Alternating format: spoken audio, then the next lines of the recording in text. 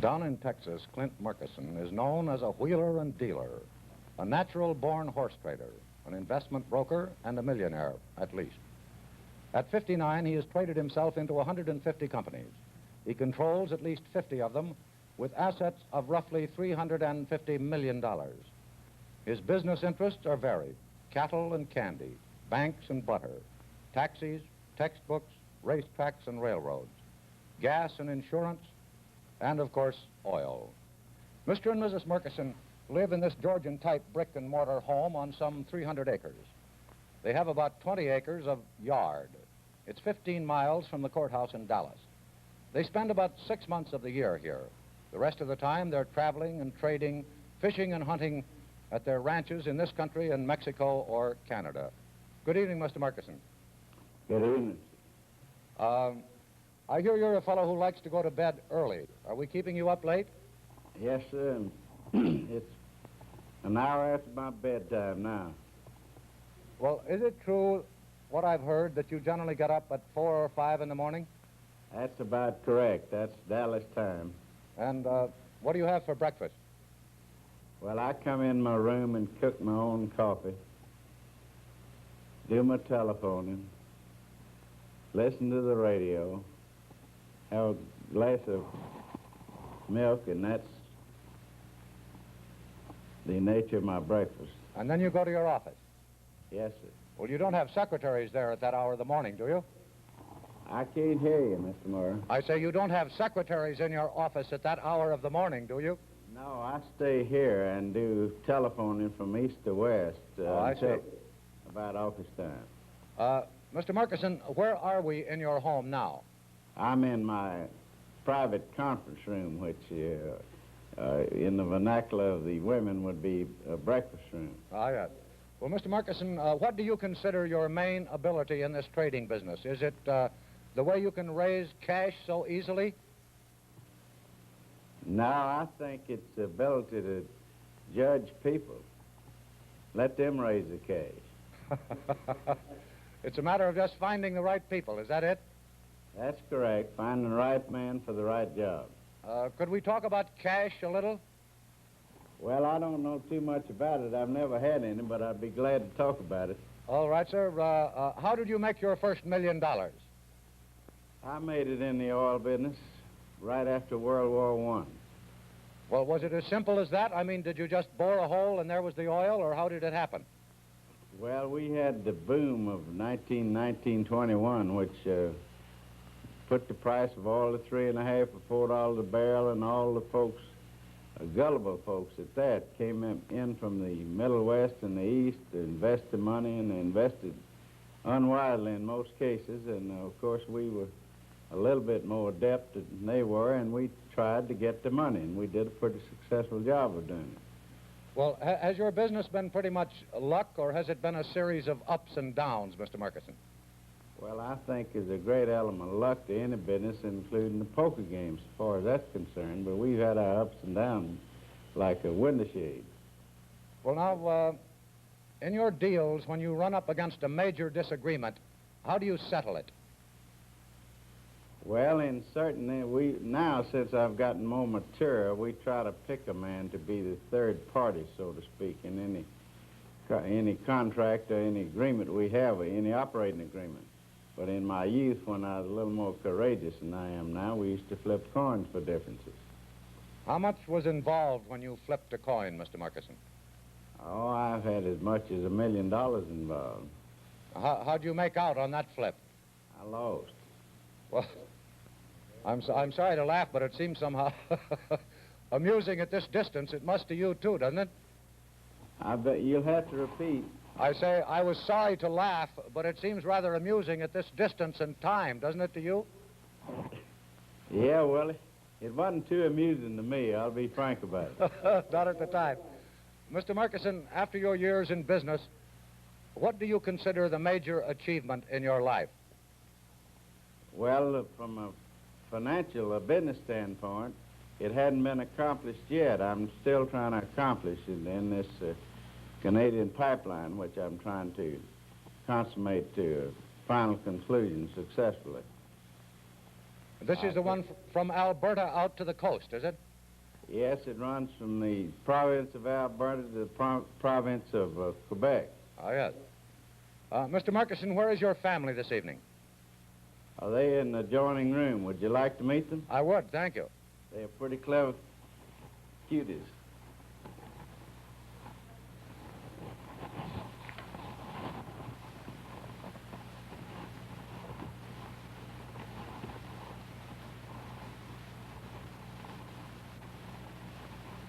Mr. Morrow, this is Virginia, my wife. Good evening, Mrs. Murchison.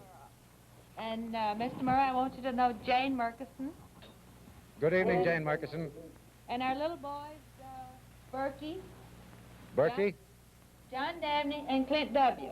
John Dabney and Clint W. That Dabney is a good Virginia name, isn't it? That's right. Tell me, I'm told that two of you boys got some fancy guns for a present recently. Clint W., do you know how to shoot? Mr. Bob. Yes, sir. What kind of gun do you shoot? 22. A 22. A 22 rifle, huh? Yes, sir. How about you, John Dabney? What do you shoot? I shoot a 22 rifle. Do you enjoy it? Yes, sir. Hey, Burke, do you have a gun, too?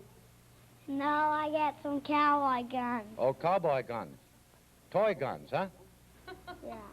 Well, Mr. Murchison, if these young fellows were 10 or 15 years older and ready for business, what field would you advise them to go into? Well, of course, you know, at the present time, the nuclear energy field is the hottest thing we have in this area, but frankly, I would select electronics as the best future for any young man who had a mind adapted to that type of work. Well, I can understand uranium, but why do you think so highly of electronics? Well, I think it's in its infancy and its application to the various businesses, and I think finally they will be applied to practically every business industry. Well, on the basis of your experience, Mr. Murchison, is there any business you would tell them to avoid? Well, if they would take a page out of my book, they'd quit the chicken business. I've gone busted into about 5 times. The chicken business. Well, Mr. Murchison, when you were a youngster, what was your ambition? In my youth, I thought that if I could be the largest cattleman in the United States, that would satisfy all my desires. Well, you're a large cattleman, but you're not the largest, are you? Well, I wouldn't be called large in Texas at this point. We have some people here in Texas who have herds of 75,000 female cattle. And you have a considerable herd in Mexico, haven't you? We have 5,000 or 6,000 head, but that's a long ways from my aspiration. Well, Mrs. Murchison, when you're in Dallas, do you entertain very much? Yes, we entertain quite a bit, and mostly here. In the game room, and shall I show you the game room? Yes, thank you. Jane, I'll see you a little later. Boys, be good. He's supposed to ask you. Mr. Murchison, do you ever get to New York? Yes, when I have to. You sound rather reluctant. Don't you like it? It awes me. It makes me feel that I'm a very small potato, and I guess I am. Well, it does the same thing to me exactly. It's too noisy and too big. Yes, sir, I like the fields and the outdoors and the sunshine.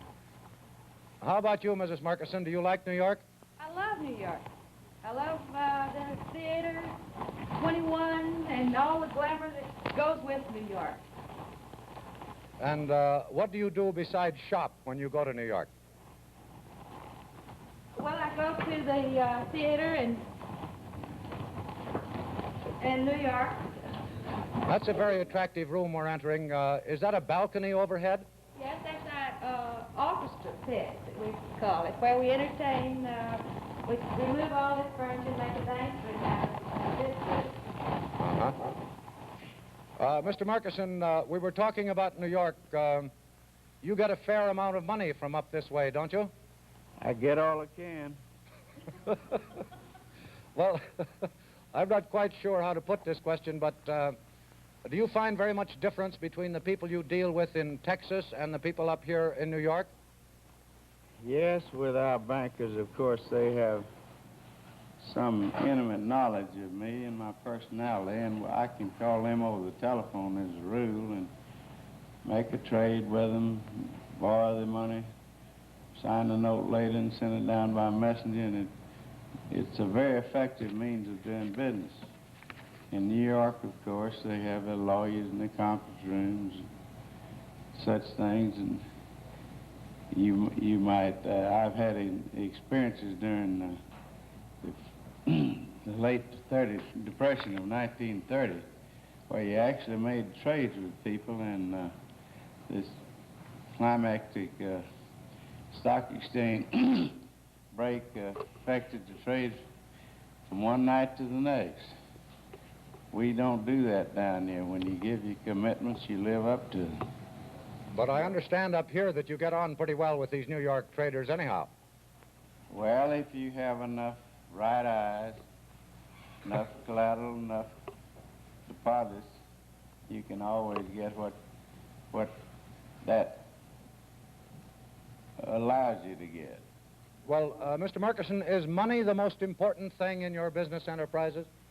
Oh, I think not at all. I think the personality, the management is the important thing. Well, if that is true, how do you pick the men who manage some 50 companies that you own? Well, I try to pick them by association. It may be on a hunting trip, it may be playing poker, it may be gin rummy, it may be on a drinking bout of some type. But I think when you meet the man under all those conditions, he shows his true character. Yes. Mrs. Murchison, does Clint ever discuss his business deals with you? Very seldom ever discusses any business with me. The only thing I keep up with is our gin rummy score. You add that, do you? I have that. Mr. Murchison, do you participate very much in civic affairs in Dallas?